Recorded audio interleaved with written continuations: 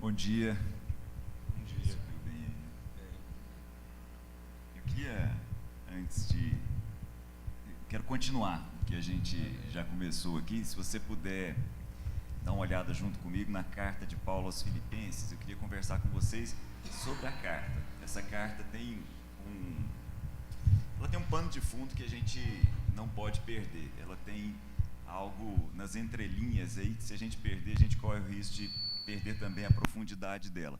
Talvez essa seja, não sei se você concorda, talvez essa seja a carta mais pessoal de Paulo, talvez a que ele mais se abra, né?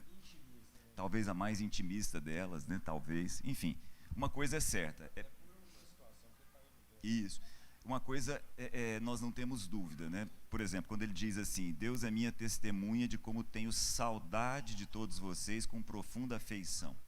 A afeição, os sentimentos, as relações criadas entre Paulo e essa comunidade, a comunidade de Filipos, de fato, me parecem diferentes de todas as outras. Mas tem um pano de fundo aqui que eu queria comentar com vocês, até para a gente fazer uma leitura um tanto quanto diferente. Essa carta é a resposta que Paulo está dando em gratidão ao que a igreja vem fazendo por ele em alguns momentos. Deixa eu explicar isso melhor. Paulo está numa prisão. Paulo está em Roma, como o próprio texto diz para a gente, né? A gente sabe que ele está em Roma pela maneira como ele usa a expressão guarda pretoriana, os da casa de César, estando em correntes. Então ele está preso. Muito bem. Estando preso, a comunidade de Filipos, a comunidade que se reunia na cidade de Filipos, se organizou para dar a Paulo duas ofertas. Uma é uma oferta de um donativo, que a gente não sabe exatamente o que é, ele não entra em detalhes, talvez seja dinheiro, talvez seja comida, talvez seja roupa, enfim, alguma coisa que estava fazendo falta ali para Paulo no lugar onde ele estava. Então, a igreja se reúne e prepara, isso deve ser a segunda ou a terceira vez que a igreja de Filipos faz em relação a Paulo. Não só nesse momento, mas em outros momentos em que Paulo estava em Tessalônica, por exemplo, a igreja já tinha feito isso. Só que dessa vez, além da igreja enviar para Paulo ofertas, donativos, a igreja também envia uma pessoa. E esse é o ponto que eu gostaria de conversar com vocês com certo cuidado aqui. A oferta que a igreja de Filipos envia para Paulo é uma oferta de donativos e é a oferta na forma de uma pessoa. O nome dessa pessoa é Epafrodito. Um nome estranho para nós, talvez seja o masculino de Afrodite, né? Porque todos eles ali de formação grega. Um nome diferente, mas é um ser humano também muito diferente. Porque esse ser humano recebe da igreja de Filipos a incumbência de levar uma oferta e de ser uma oferta. Porque ele vai levar para a igreja de Filipos uma oferta e ele também vai continuar lá. Ele vai ficar com Paulo, fazendo o papel da igreja e atendendo a Paulo no momento de cadeia, no momento de prisão, nas suas necessidades. Isso é de uma profundidade que Paulo vai expressar de forma bem diferente, usando uma linguagem, inclusive, que talvez possa parecer estranha a cada um de nós. Mas eu quero abrir um parêntese aqui, antes de falar especificamente a respeito disso. A cidade de Filipos me parece também muito interessante. Daniel, se você puder deixar aquelas imagens preparadas, por favor. A cidade de Filipos representa a cidade que marca a divisão entre o Oriente e o Ocidente na vida de Paulo. Muito certamente é a primeira vez que Paulo chega numa cidade e começa a ter que lidar com a língua latina. Isso é um detalhe muito rico. Por que isso é rico? Porque desde aquela época até hoje, a matriz de pensamento entre o Ocidente e o Oriente são diferentes. Por que eu estou tocando nesse ponto com vocês? Eu vou dar alguns exemplos aqui. Essa menina é uma artista plástica, isso fez parte de um trabalho que num momento eu trouxe aqui para alguns de vocês. Ela tinha 13 anos quando ela se mudou de Pequim, quando ela se mudou da China e foi para Berlim. Quando ela chegou no Ocidente, ela começou a perceber algumas diferenças e aí começou a usar o dom artístico dela para expressar essas diferenças. E ela tem um livro onde ela expressa isso. Se você puder colocar aí para frente, volta um quadro, mas agora um para frente, por favor. Olha só, do lado azul aqui, ela está falando do Ocidente. Do lado vermelho, ela está falando do Oriente. Então, olha só a maneira como ela expressa. uma fila no Ocidente e uma fila no Oriente. Tudo que ela vai mostrar aqui não é um julgamento. Tudo que ela vai mostrar aqui é uma forma de pensar. Ela não está dizendo que uma está certa e que uma está errada. Cabe a nós fazer algumas avaliações. Quando nós estamos imersos numa cultura, a gente perde a sensibilidade para a cultura na qual a gente está inserido. A chance de conhecer uma outra cultura é criar sensibilidade para as nossas próprias dificuldades. Mais uma, por favor. A maneira como o Ocidente enxerga os idosos, a maneira como o Oriente enxerga os idosos. A maneira como a sociedade vê os idosos no Ocidente, a maneira como ela vê no Oriente. Mais uma. Isso é muito interessante.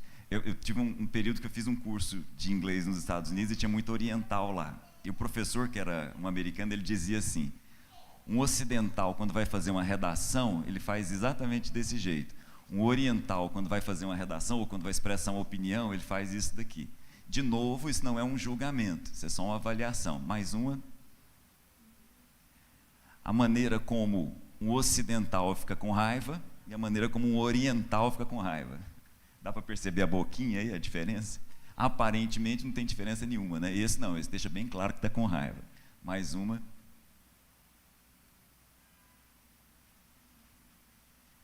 O chefe no Oriente, o chefe no Ocidente. Mais uma.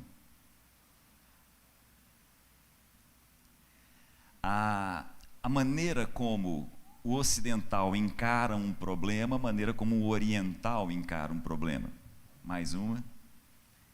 A maneira como um ocidental fala a verdade, ele pensa uma coisa e diz uma coisa, a maneira como o oriental fala a verdade, ele pensa uma coisa e diz de uma outra forma a mesma coisa. Continuando. Um tom de voz no restaurante no Oriente e no Ocidente. Falando de dinheiro, a maneira como um oriental fala de dinheiro, ele pensa dinheiro e fala pessoas, e o ocidental não.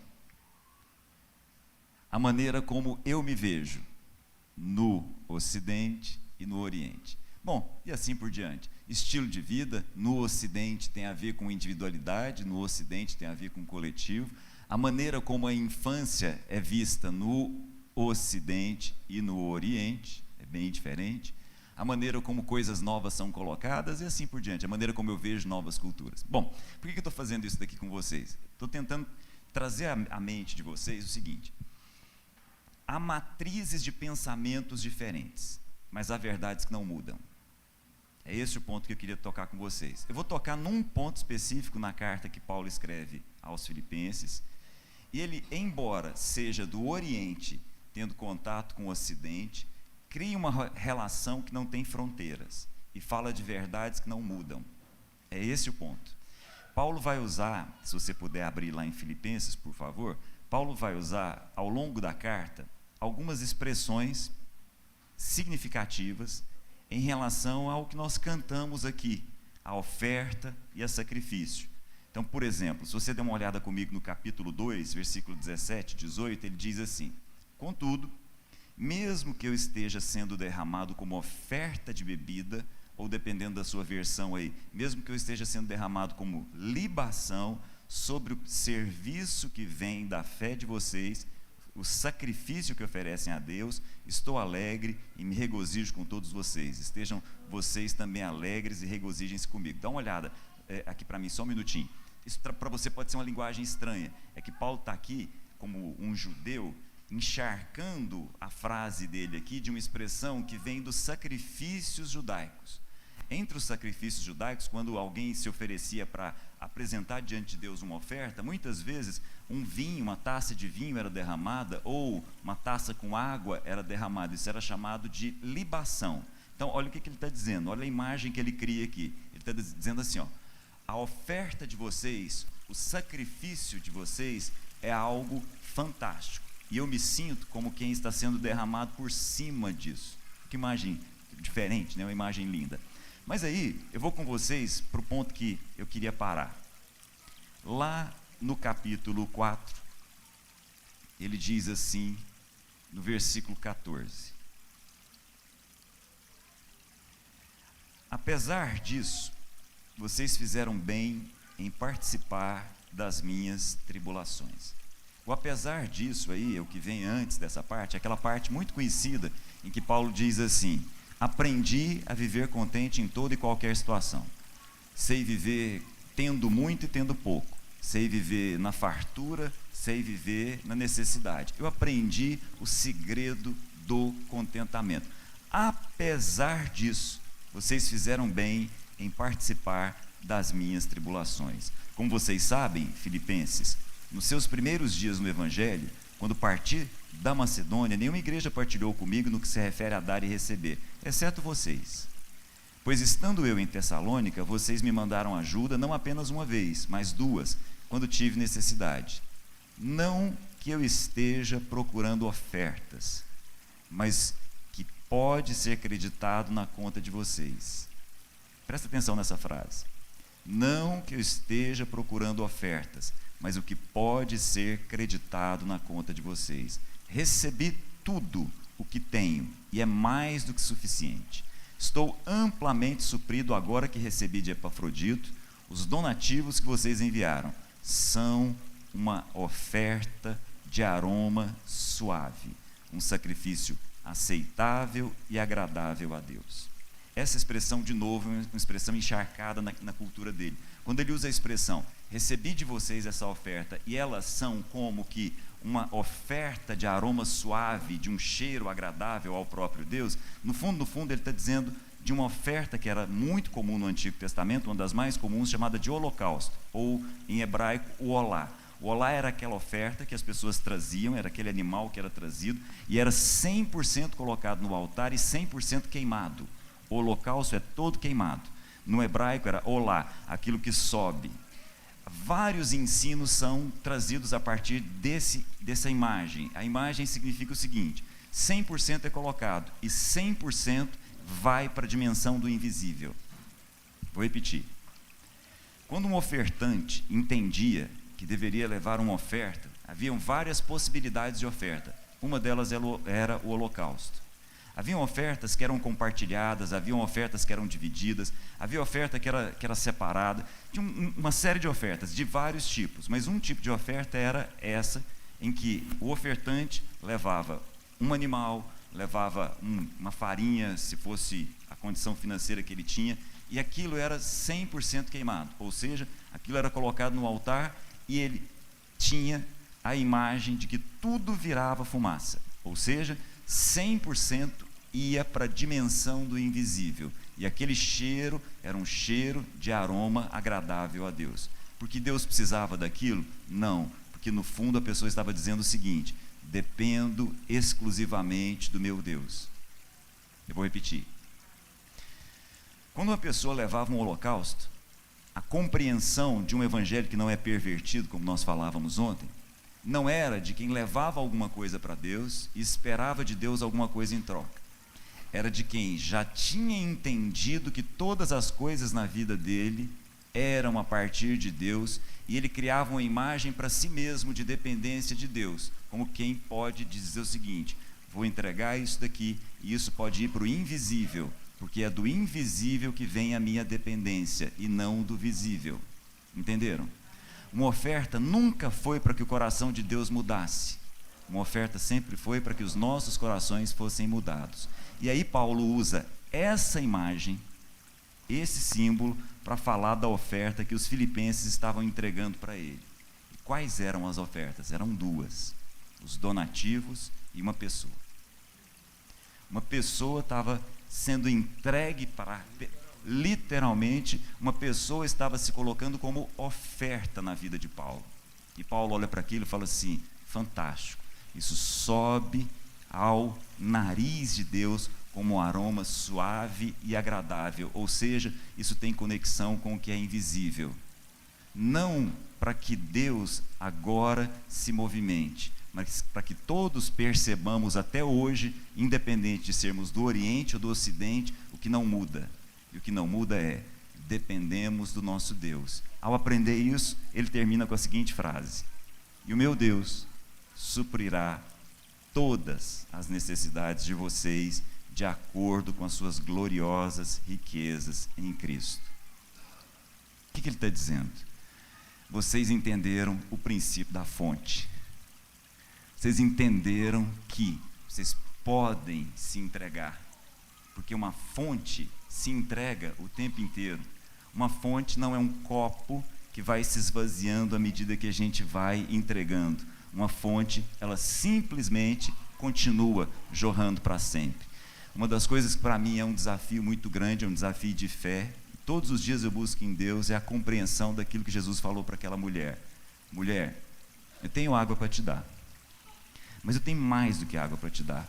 Eu tenho a capacidade de te tornar uma fonte. Isso é muito forte.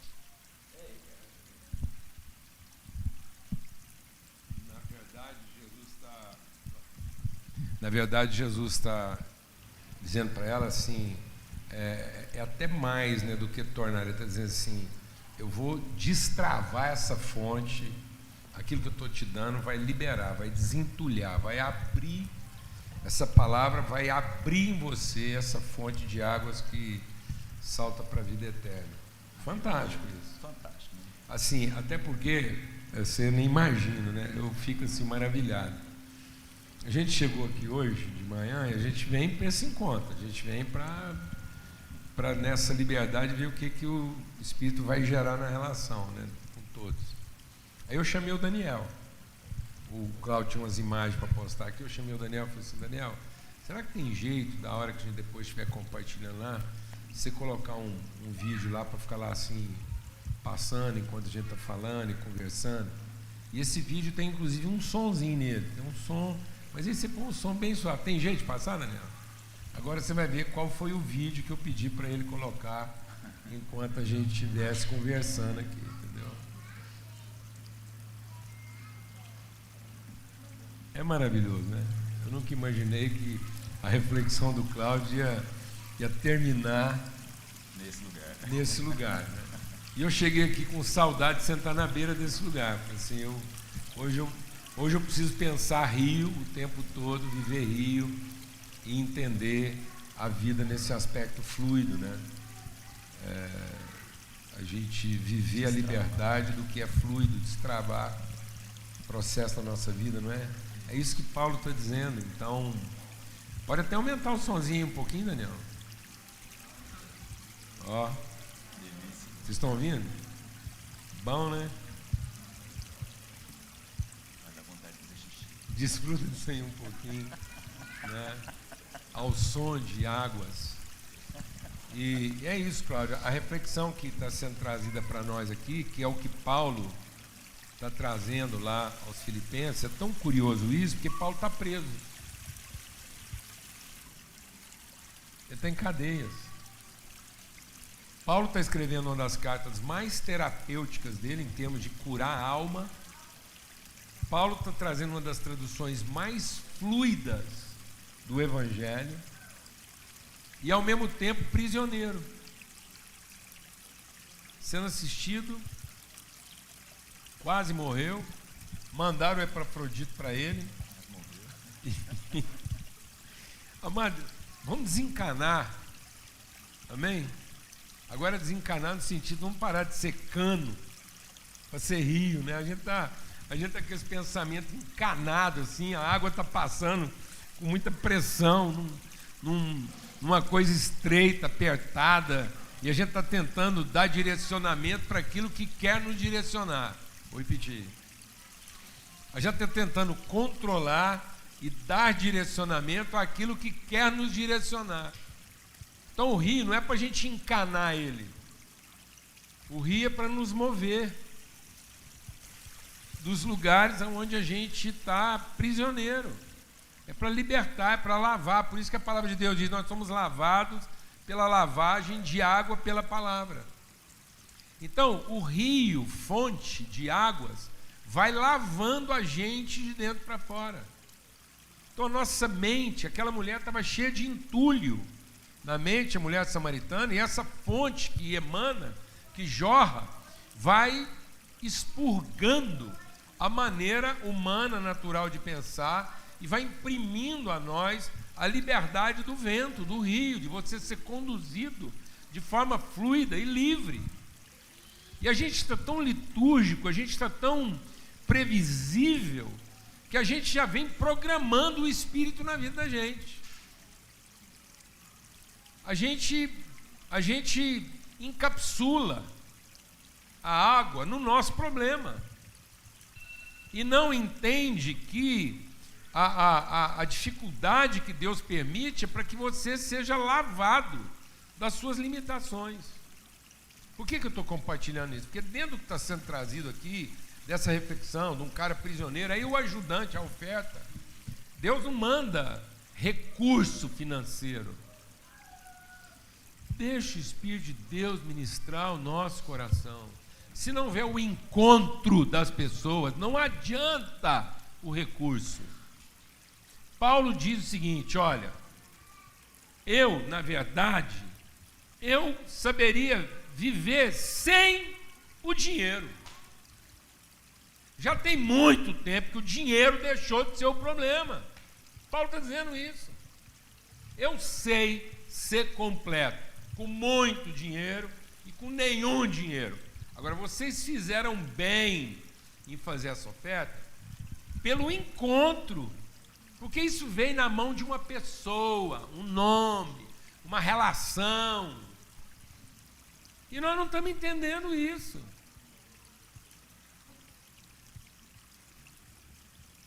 Amém, amados? Eu quero contar um testemunho. Só para a gente entender a vivência. Simples. Então, Paulo dá os testemunhos, a gente tem liberdade, né? Ontem eu vim aqui gravar, voltando para casa, eu parei naquele farol ali do Big, ali bem de frente de Flamboyant. Tinha um garoto lá, mais ou menos uns 12 anos de idade, bonito, arrumadinho. Era 11 horas da manhã, o sol fritando. Estava quente. Eu no ar-condicionado, vi o menino passar lá na frente, eu era o terceiro carro, com um pacote desse tamanho de chocolate Ouro Branco. 11 horas da manhã, meio-dia, 30 e tantos graus, e ele resolveu vender chocolate Ouro Branco, braçado com o pacote. Eu vi aquilo, ele sinalizou para mim se eu queria, eu falei para ele que não, e fiquei vendo ele lá, de um carro para o outro. Falei, isso não vai prestar. Não vai prestar. É uma irresponsabilidade eu estar aqui, cuidando dos negócios do pai, ver meu irmão de 12 anos, que fez um investimento e vai perder o negócio dele. Aí, a hora que o sinal abriu, eu sinalizei para ele me encontrar, virei a esquina, ele veio correndo com o pacote, falei, escuta, como é que você chama? Ele falou, José. Eu falei assim, quem te deu a ideia de vender chocolate aqui no sinaleiro? Ele falou assim, não, eu que, de vez em quando penso assim, procuro um produto e fico aqui vendendo o produto para poder ajudar minha família. Eu falei, não, eu sei, eu já te vi o que eu estou dizendo, mas quem te deu a ideia de vender chocolate? Ele falou, não, foi eu que pensei. Eu falei assim, seu negócio não vai dar certo. Em meia hora você perdeu sua mercadoria. Quantos chocolates você já vendeu?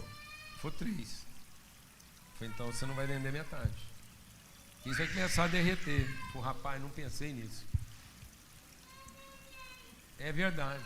Eu devia estar vendendo outra coisa, um chiclete, uma paçoquinha. Eu falei, pois é. Então vamos fazer um negócio. Quanto você pagou no chocolate? Ele falou, 48. Eu falei, quanto chocolate tem nesse pacote você espera vender? Ele falou, 50. Eu falei, então você investiu 48, você espera faturar 100. Quer fazer uma proposta comercial. Ele falou, o que é? Eu falei assim, eu não vou te fazer um favor, mas é só para te ajudar a sair dessa embrulhada. Eu te ofereço 75 do seu pacote de chocolate, e isso vai te dar capital para você poder reabrir seu negócio hoje com mercadoria não perecível. Foi, rapaz, é de Deus. É de Deus. Vai ser um chiclete ou uma paçoquinha. Eu falei, vai no chiclete, porque paçoquinha da massa, é ruim demais comprar paçoquinha no sinaleiro. Fica no chiclete. Beleza? Beleza, tá fechado, não vou te pagar os 100 não, porque senão você não vai trabalhar. Então, Então você vai vir aqui para cá vender chocolate para quem estiver passando, porque... Vai que alguém compra Isso, de novo. Aí não. Amém. Por que eu estou contando isso, amados? Porque tudo na vida da gente é espiritual. É o encontro. É a pessoa. Não é o problema resolvido. É o que você transmite, é o que você ensina, é o que você ilumina, é o que você transforma. Não era só resolver o problema dele do chocolate. Era poder melhorar a relação dele com a proposta de trabalho que ele estabeleceu para si. Amém, irmãos? Amém. E nós estamos ficando assim, nós estamos ficando copo, achando que o problema é financeiro. Não é. Paulo, porque se fosse financeiro, amado, a gente nascia com bateria solar. Entendeu? Se fosse só para existir e ficar trabalhando, você acha que Deus não teria pensado em bateria solar? Então, em vez de cabelo, a gente nascia com placa. Todo mundo já nascia careca com placa. Aí você ia andando e carregando, não precisava nem dormir. Agora Deus inventou o intervalo do sono. Aí tem ferro na couve, já não tem na cebola vai ter outras coisas. Aí tem toda essa química, essa sensibilidade, esse cuidado, essa percepção. Então Deus não é prático. Aprenda de uma vez por todas, Deus não é prático. Porque Ele quer estimular uma prática. Porque se Deus fosse prático, a gente não praticava. E, portanto, a gente não aprendia, porque a gente só ia no que é prático, aí a gente deixava de ser o quê? Rio. Porque rio não é prático. Eu vou te falar o que é prático.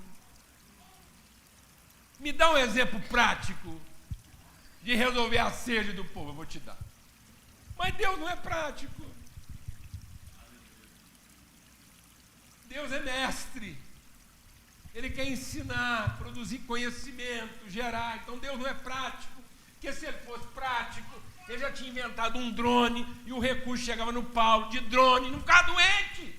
Mas não, vem um Epafrodito para trazer a oferta. Aí o trem que já está lá meio embaraçado, o cara trouxe a oferta, aí o Paulo ficou alegre, recebeu o Epafrodito fica doente. O Paulo falou, não é possível, o cara que veio me atender agora ficou doente, a família dele está preocupada, como é que eu faço? Ele fica comigo me atendendo, porque ele veio para me servir, eu volto para a família dele que está preocupada. E o menino agora, ele não está só doente, ele está quase ficando deprimido, e eu vou ficar deprimido se ele morrer. Deus não é prático.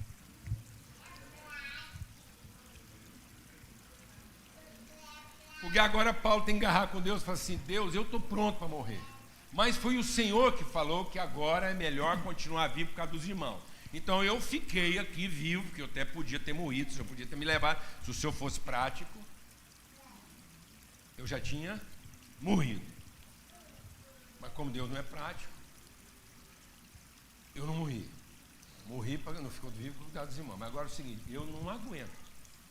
Além de ter que ficar aqui doente, enfrentando essa bagaceira, o Epafrodito vir aqui e morrer aqui me servindo longe da família dele. Então, por misericórdia de mim, nem não é só do Epafrodito. Agora eu vou te apresentar uma coisa da minha vida. Paulo falou para Deus, falou assim, então é o seguinte, eu não seguro essa onda. Então, por misericórdia do Epafrodito, da família dele e de mim, já que o Senhor não me matou sem ele, então o Senhor segura essa onda e segura o Epafrodito mais um pouquinho. Glória a Deus, irmão. Você está entendendo a mente? Não entendendo, não. Você está conhecendo a mente de Deus. O quanto que a mente de Deus é sofisticada num aspecto assim do fluxo. O rio é o mesmo, mas a água é sempre outra. Então você acha que Deus quer resolver um problema financeiro seu? De capital, de propriedade? Você acha?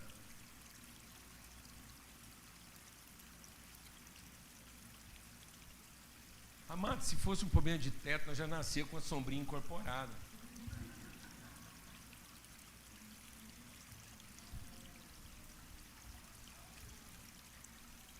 qual, esses dias, a gente estava conversando sobre isso lá em casa.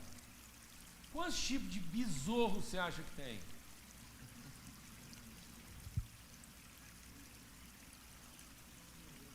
De galinha é 20.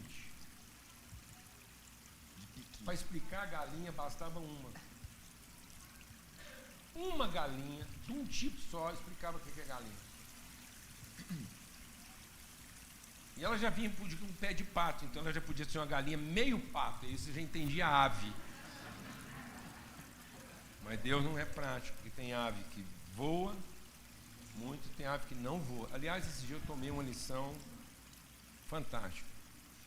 Estou conversando com meu genro, entendendo que Deus não é prático. Meu genro falou assim, meu genro é major do exército, especializado em selva. Ele falou assim, Paulo Júnior, você sabe para nós do exército, lá das Forças Armadas, quem é o rei da selva? Ué, eu achava que era o leão, que aqui no Brasil é a onça pintada. Ele falou, não, é o pato.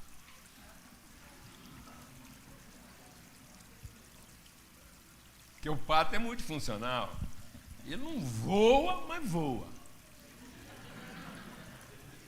Não nada, mais nada. Ele não anda, mas anda. Ele não nada, mas nada. Ele não mergulha, mas mergulha. Então o pato é o rei da selva, porque ele é multifuncional, entendeu?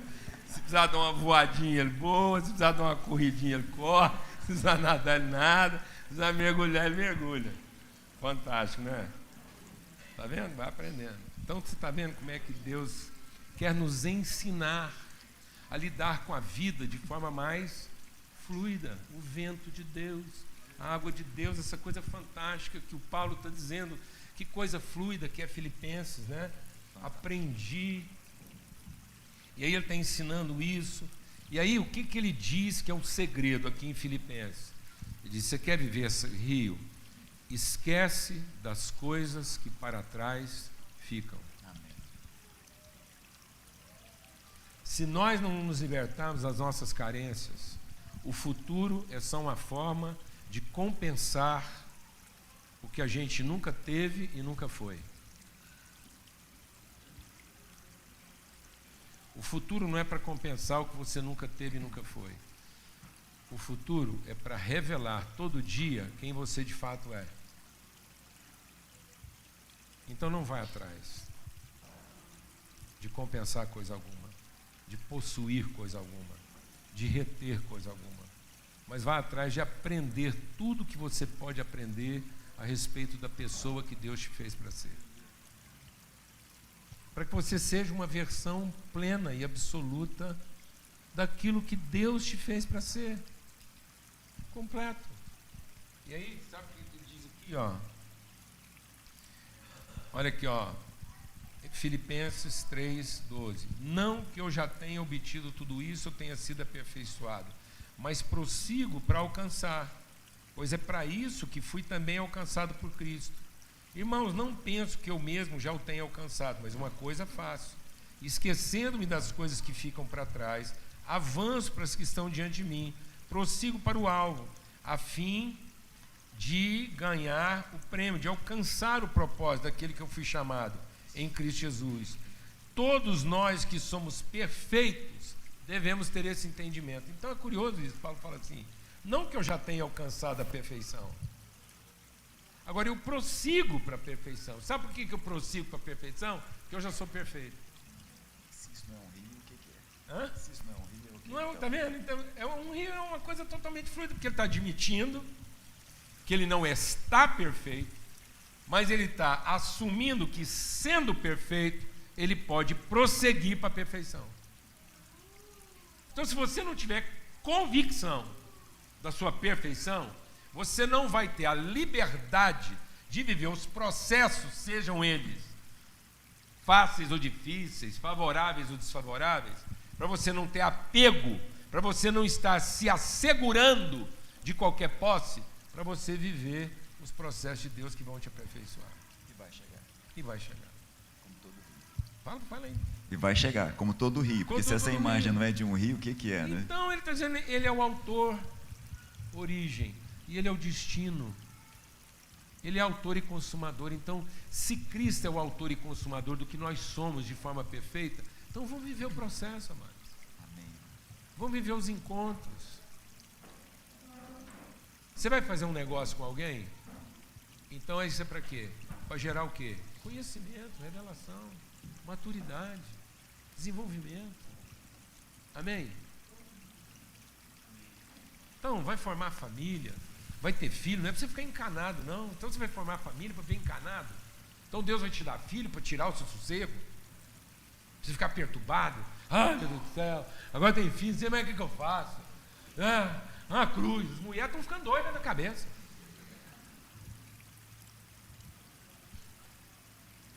Então Deus inventou uns trem para perturbar nós. Né? Então Ele não é o quê? Prático. Porque se Deus fosse prático, o filho vinha em pó.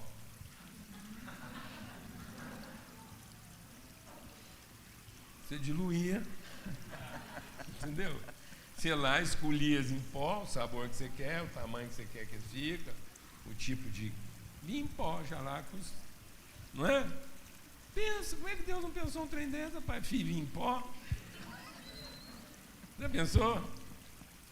E mulher vinha em pó? Você já imaginou um trem desse? Não, fantástico. Como é que Deus não pensou nisso? Porque Deus não é o quê? Prático. Tivemos uma conversa aqui hoje de manhã sobre isso. Entendeu, né? Esses dilemas, a forma, né, visceral como Deus colocou as coisas, como os problemas não se resolvem na forma objetiva, essa coisa do rio, dos obstáculos. Então, uma hora esse rio corre manso, outra hora ele corre encachoeirado, outra hora ele corre raso, outra hora ele corre fundo, outra hora ele desce como uma cachoeira. Essa coisa da energia cinética. Eu e o Cláudio, como engenheiro, a gente estava conversando sobre isso ontem. A nossa juventude hoje está sendo esmagada pela ideia do potencial. Você tem potencial, você tem potencial. E a gente fica enfiando os meninos na escola para trabalhar o potencial. Aí vai subir na régua da represa. É muito potencial. Até que, sem perceber, o nível da represa fica mais alto do que o da fonte. E a gente mata a fonte, porque é tanto potencial que agora ele tem medo de abrir a represa e comprometer o processo.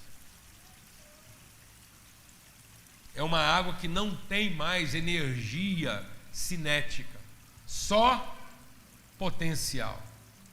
Pressão. Hã? Pressão. Pressão. Energia potencial é pressão. Pressão.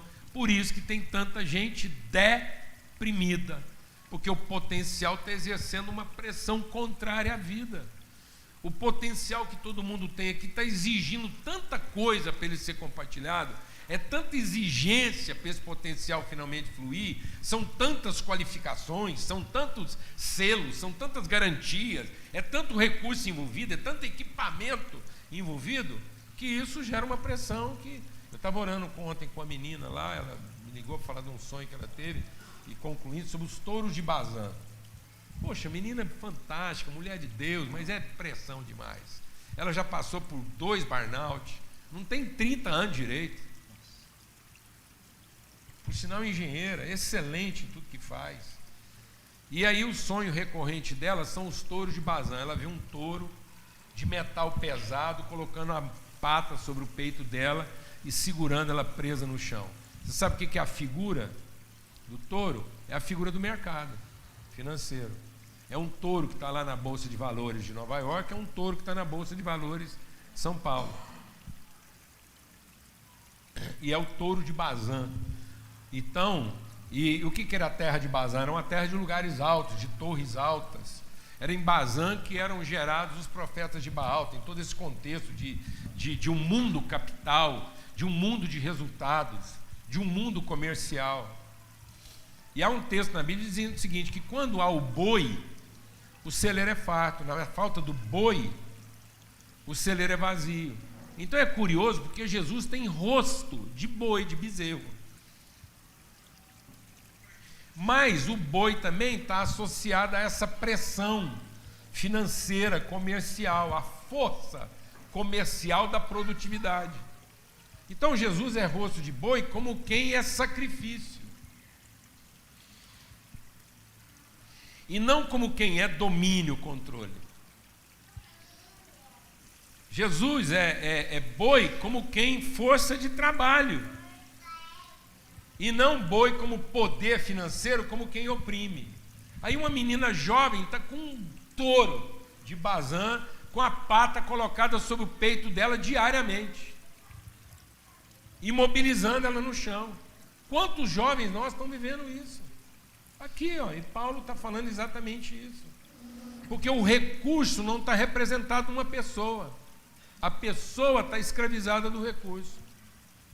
E Paulo diz, olha, pelo recurso eu nem precisava. Amém, amado? Dinheiro, dispensável. Amém? Amém, amado?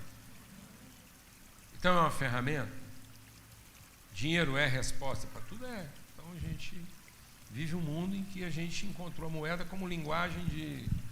Mas em nome de Cristo Jesus, vamos receber essa palavra aqui de hoje, desafiadora na nossa vida, né? De entender isso, essa pessoalidade do provisionamento, esses encontros promovidos por Deus a partir dos desafios que Deus mesmo promove.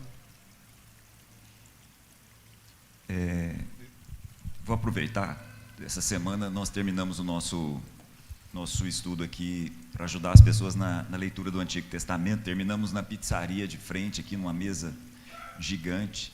Tive chance de conversar com o Igor e a Thaís, que estão ali. Tive chance de conversar com o Rafael e com a Gabi. Tive chance de conversar com pessoas que a gente não tem chance, né? Mas no último encontro nosso, eu fiz questão de frisar isso, que você tem colocado aqui. Eu vou tentar colocar só com as minhas palavras.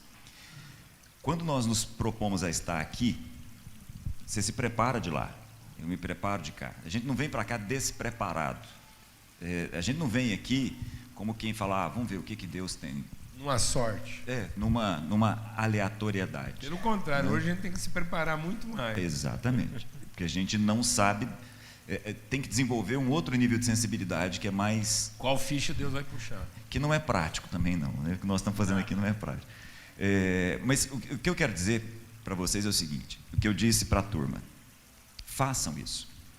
O que nós estamos fazendo aqui, façam vocês também. O que eu estou querendo dizer com isso? Creia no Espírito que está quando há 2 ou 3 reunidos em meu nome. Creiam nisso. Creia que você pode se encontrar com mais 1 ou 2, abrir a Bíblia, entregar o seu coração e receber o coração do outro, e o que surge disso é algo que jorra para a vida eterna. Estão entendendo o que eu estou dizendo? Não queira, não é que não queira, evolua na sua vida do ponto de soluções pré-determinadas. Isso é uma forma de viver, mas que tem um prazo de validade. Evolua, amadureça. Não queira que alguém já entregue isso pronto para você, amadureça. Vai deixando para trás as coisas que ficam para trás, para a gente poder ser aperfeiçoado no nível de perfeição que Deus quer que a gente seja. Amém, amados? Amém. Lá no Reino Unido, quando eu morei lá, vi uma coisa muito curiosa. É que lá a gente descobre talvez um pouco diferente aqui do Brasil. Agora que aqui no Brasil está começando a ser assim. Mas lá era o seguinte, comida in natura era sempre muito mais cara do que comida industrializada.